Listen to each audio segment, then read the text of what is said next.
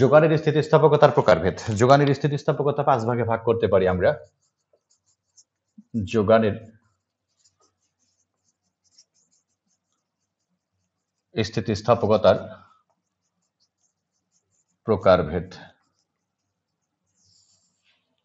আমরা types of elasticity of supply, যোগানের স্থিতিস্থাপকতার প্রকারভেদ। যোগানের স্থিতিস্থাপকতাকে ৫ ভাগে ভাগ করা যায়, যথা যোগানের স্থিতিস্থাপকতাকে লিখবেন, যোগানের স্থিতিস্থাপকতাকে ৫ ভাগে ভাগ করা যায় যথা নাম্বার 1 এককের সমান যোগানের স্থিতিস্থাপকতা, একের চেয়ে বেশি যোগানের স্থিতিস্থাপকতা।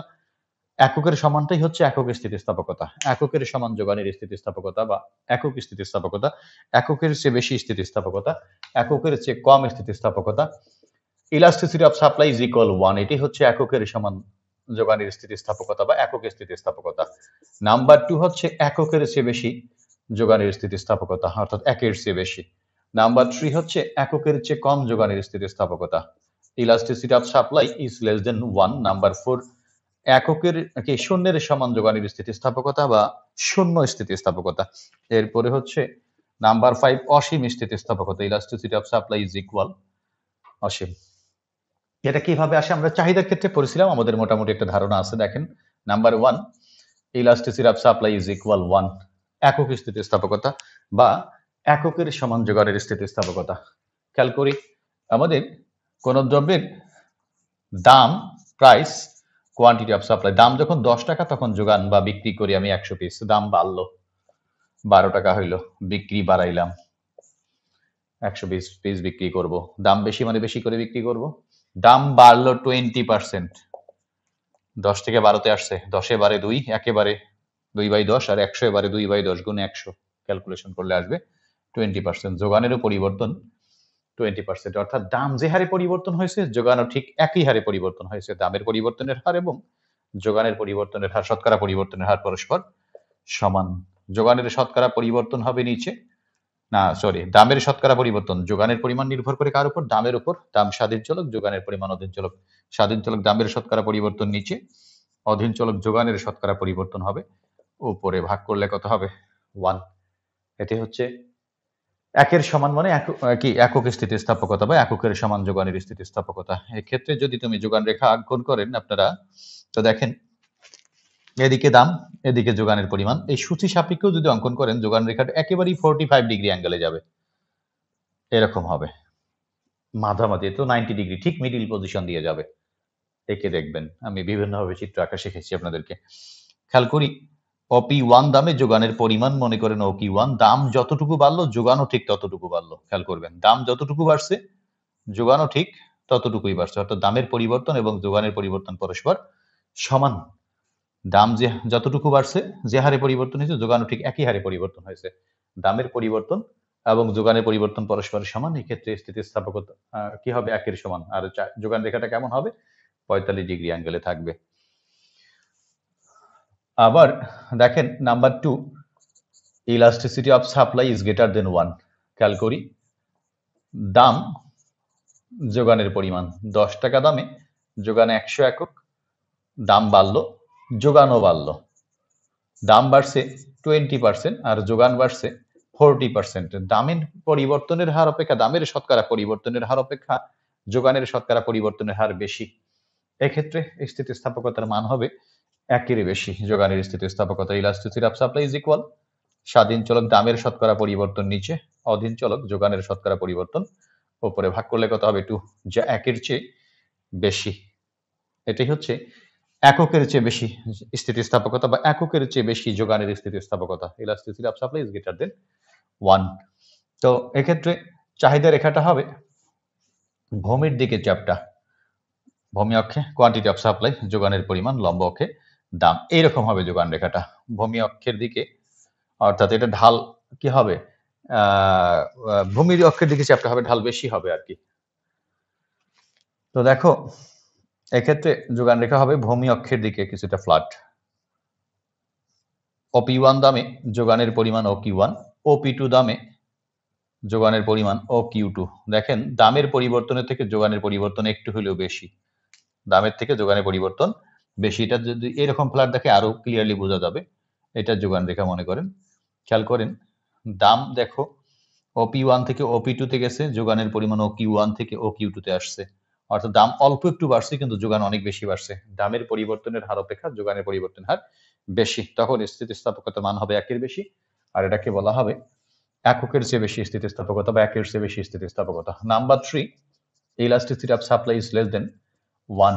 খেয়াল করবেন দাম যোগানের পরিমাণ 10 টাকা দামে যোগান 100টা, 12 টাকা দামে যোগান 110টা। তো যোগানের পরিমাণ এখানে কার উপর নির্ভর করে? দামের উপর নির্ভর করে। দাম স্বাধীন চলক, যোগানের পরিমাণ অধীন চলক। দামের পরিবর্তন হয়েছে 20% আর যোগানের পরিবর্তন হয়েছে 10%। দামের পরিবর্তনের হার অপেক্ষা যোগানের পরিবর্তনের হার কম। দামের শতকরা পরিবর্তন 20% আর যোগানের শতকরা পরিবর্তন হচ্ছে 10%। তাহলে কি হবে? 1/2 ইজ ইকুয়াল কি হবে? 0.5 ইলাস্টিসিটি অফ সাপ্লাই, যা 1 এর চেয়ে কম। যোগানের স্থিতিস্থাপকতার মান ক্ষেত্রে কি 0.5, যা 1 এর চেয়ে কম। এক্ষেত্রে যোগান রেখাটা হবে লম্বের দিকে খাড়া, কোয়ান্টিটি অফ সাপ্লাই লম্বে প্রাইস। যোগান রেখাটা এইরকম হবে। OP1 দামে যোগানের পরিমাণ OQ1, OP2 দামে যোগানের পরিমাণ OQ2। খেয়াল করেন দাম বাড়ছে অনেকখানি কিন্তু যোগানও বাড়ছে, দামের পরিবর্তনের থেকে যোগানের পরিবর্তন কম। দাম যে হারে পরিবর্তন হয়েছে যোগান তার থেকে কম পরিবর্তন হয়েছে। দামের পরিবর্তনের হার অপেক্ষা যোগানের পরিবর্তনের হার কম, মানে যোগানের স্থিতিস্থাপকতা হবে 1 এর কম। এই রেখাটা হবে লম্বের দিকে খাড়া। তারপরে আসেন number 4, elasticity of supply is equal 0। এখানে দেখেন দাম যোগানের পরিমাণ 10 টাকা দামে যোগান 100টা, 12 টাকা দামে যোগান 100টা। দামের পরিবর্তন হয়েছে কিন্তু যোগানের কোনো পরিবর্তন হয়নি। দামের পরিবর্তন 20% আর যোগানের পরিবর্তন 0%। তো elasticity of supply is equal কি হবে? 0% বাই 20%। স্বাধীন চলক দামের শতকরা পরিবর্তন হবে নিচে আর অধীন চলক যোগানের শতকরা পরিবর্তন হবে উপরে। Elasticity of supply is equal কি হবে? 0। এটি হচ্ছে শূন্য স্থিতিস্থাপকতা বা শূন্যের সমান যোগানের স্থিতিস্থাপকতা। তো এক্ষেত্রে ইলাস্টিসিটি অফ সাপ্লাই, এক্ষেত্রে আপনাদের যোগান রেখাটা হবে ভূমি অক্ষে যোগানের পরিমাণ, লম্ব অক্ষে দাম। যোগান রেখাটা হবে লম্বের সমান্তরাল। খেয়াল করেন OP1 দামে যোগানের পরিমাণ OQ1, দাম বাড়লো। OP2 হলো যোগানের পরিমাণ OQ1 বা দাম কমলো, যোগানের পরিমাণ ওই OQ1ই থাকলো। অর্থাৎ দাম বাড়তেছে বা কমতেছে, দামের পরিবর্তন হচ্ছে কিন্তু যোগানের কোনো পরিবর্তন হচ্ছে না। এক্ষেত্রে যোগান রেখাটা হবে লম্ব অক্ষের সমান্তরাল। আপনারা বুঝতেছেন? কথা বলেন। এরপরে আসেন নাম্বার 5। নাম্বার 5 কি বলেছে? Elasticity of supply is equal অসীম। স্বাধীন চলক দামের শতকরা পরিবর্তন নিচে থাকবে আর অধীন চলক যোগানের শতকরা পরিবর্তন উপরে থাকবে। যাই হোক, এক্ষেত্রে অসীমের ক্ষেত্রে দামের পরিবর্তন হবে না কিন্তু যোগানের পরিবর্তন হবে। দামের কি 10 টাকা দামে যোগানের পরিমাণ হচ্ছে 100 একক। যখন কোন দ্রব্যের দাম 10 টাকা করে তখন তুমি 100 পিস বিক্রি করো। দাম 10 টাকাই থাকলো, যোগানের পরিমাণ বাড়াইলেন বা কমাইলেন, দামের পরিবর্তন হওয়া সত্ত্বেও না, দাম অপরিবর্তিত, দামের কোনো পরিবর্তন হয়নি কিন্তু যোগানের পরিবর্তন হয়েছে।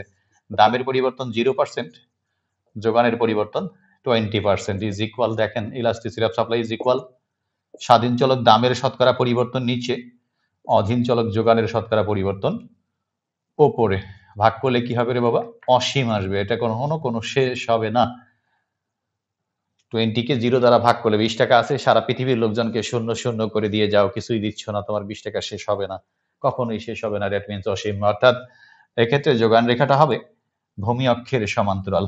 ভূমি অক্ষে যোগানের পরিমাণ, লম্ব অক্ষে দাম, এইরকম হবে ভূমি অক্ষের সমান্তরাল। OP0 দামে বা 10 টাকা দামে যোগানের পরিমাণ 100 বা OQ1, 10 টাকা দামে যোগানের পরিমাণ 120 বা OQ2, 10 টাকা দামে যোগানের পরিমাণ OQ3 বা 80 পিস। অর্থাৎ দামের কোনো পরিবর্তন হচ্ছে না, 10 টাকাই বা OP0তেই থাকতেছে, 10 টাকা বা OP0তে থাকতেছে। যোগান বাড়তেছে বা যোগানের পরিমাণ কমতেছে। অর্থাৎ দাম অপরিবর্তিত থাকা সত্ত্বেও যখন যোগানের পরিবর্তন হয়, দাম কোনো পরিবর্তন হচ্ছে না, যোগানের পরিবর্তন হচ্ছে, তখন স্থিতিস্থাপকতার মান হবে অসীম। এক্ষেত্রে রেখাটা হবে ভূমি অক্ষের সমান্তরাল। আমাকে যদি কোশ্চেন করতে দেওয়া হয়, আমি কিন্তু বেসিক এইগুলো থেকেই করব। যে একক স্থিতিস্থাপকতা সম্পন্ন যোগান রেখা সম্পর্কে আলোচনা করেন। ঠিক আছে? ৫ মার্কসের অ্যান্সার। খুব গঠনমূলক একটা কোশ্চেন। দেখি কে কেমন জানেন?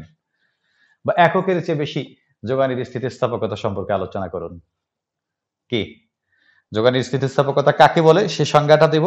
সংজ্ঞাটা দেওয়ার পর যে স্বাধীন চলক দামের শতকরা পরিবর্তনের হার অপেক্ষা যদি অধীন চলক যোগানের শতকরা পরিবর্তনের হার বেশি হয় তখন যোগানের স্থিতিস্থাপকতার মান হবে একের বেশি, আর তাকেই বলা হয় এককের চেয়ে বেশি যোগানের স্থিতিস্থাপকতা।